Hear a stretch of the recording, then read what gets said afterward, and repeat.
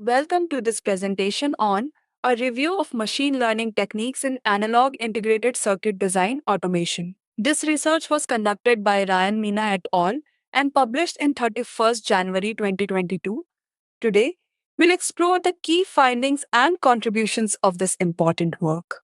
Let's begin by understanding the problem this research addresses. Analog integrated circuit design is a complex and time consuming process due to the sensitivity of analog performance to transistor and passive component dimensions. While digital IC design has seen significant automation, analog design still relies heavily on engineer expertise.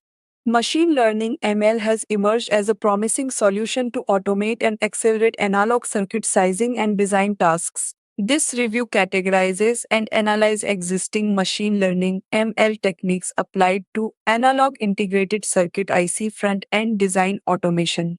The methodology involves surveying and summarizing research from the past 6 years, focusing exclusively on supervised and reinforcement deep learning techniques using neural networks (NNS), as well as hybrid methods combining ML with other optimization strategies.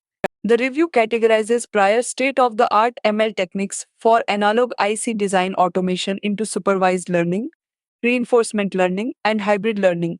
Supervised learning methods, which rely on datasets of circuit simulations, have shown promise in predicting design parameters based on performance specifications.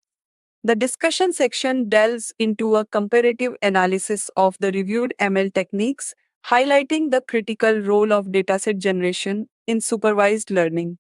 Methods relying on random variations around an initial solution or existing databases show limitations in generalization compared to fully random datasets that cover a wider design space.